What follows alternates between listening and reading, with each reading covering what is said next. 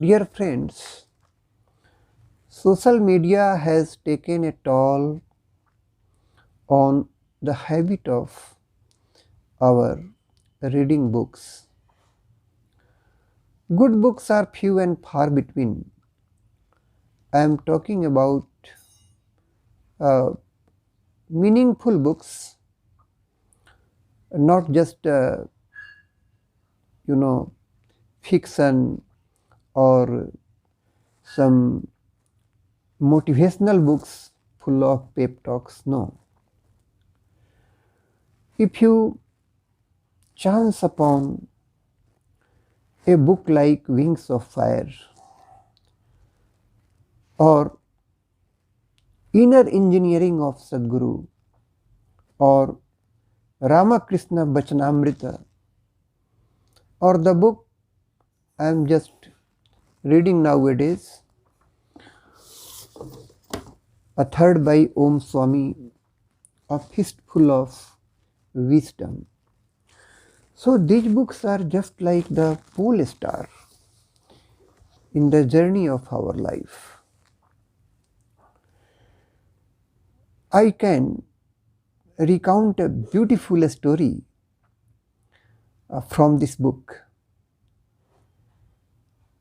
I would like to narrate this story in Hindi. अपने खेत खलिहान में अपने फार्म पर काम करते हुए एक व्यक्ति अपनी घड़ी खो देता है और वह घड़ी की खोज में लग जाता है। फार्म के चारों तरफ हर कोने में घूमकर वह घड़ी को खोजता है। जो पुआल हैं, जो भूसा का ढेर है, सबको उलट पुलट कर देखता है, बट उसकी घड़ी उसे मिलती नहीं है। वह बेचैन हो जाता है, वह थक जाता है, हैरान हो जाता है कि आखिर घड़ी गई तो कहाँ। वहाँ जो बच्चे कुछ खेल रहे हैं वे भी उसकी मदद करना चाहते हैं, लेकिन वे घड़ी नहीं खोज पाते। अंततोगत्वा अल्टीमेटली एक लड़का आता है और वो कहता है कि थोड़ा मैं भी प्रयास करूं, और वह कहता है please be quiet for some time, कुछ देर के लिए आप सब शांत हो जाएं। ओके। और उसकी बात मानकर सब कोई शांत हो जाते हैं। क्वाइटिट्यूड डिसेंड्स ऑन द फार्म, एकदम बिल्कुल शांत माहौल बन जाता है। वह लड़का जाता है और कुछ देर के बाद अपने हाथ में वह घड़ी लेकर लौटता है। तो यह आदमी पूछता है कि कैसे मिली यह घड़ी तुमको।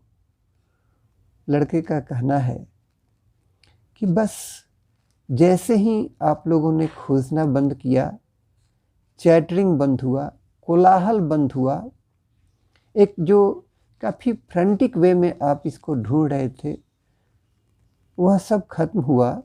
और जब बिल्कुल माहौल शांत हो गया तो मैं थोड़ी देर के लिए ध्यान में बैठ गया, बिल्कुल शांत होकर।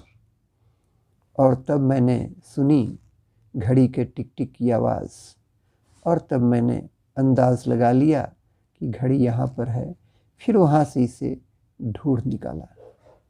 तो यह एक फिलोसॉफिकल स्टोरी है और इसका तात्पर्य यह है कि कभी कभी हम ढूंढने में किसी चीज़ को बेचैन हो जाते हैं, but when we stop seeking frantically and if we sit in quietude, हम शांत होकर बैठते हैं और सुनने लगते हैं अपने अंतरात्मा के घड़ी की आवाज़, तब सब कुछ आसान हो जाता है।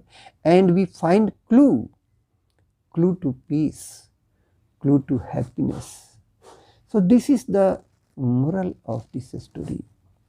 इस तरह के बहुत सारे स्टोरीज ऐसे किताबों में मिलेंगे जो मात्र ये फिक्शन के बुक नहीं हैं।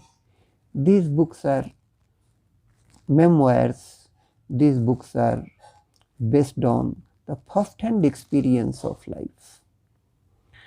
So I अर्ज यू, मैं आपसे मिन्नत करता हूँ कि cultivate the habit of reading. Reading will always stand you in good stead. Thank you.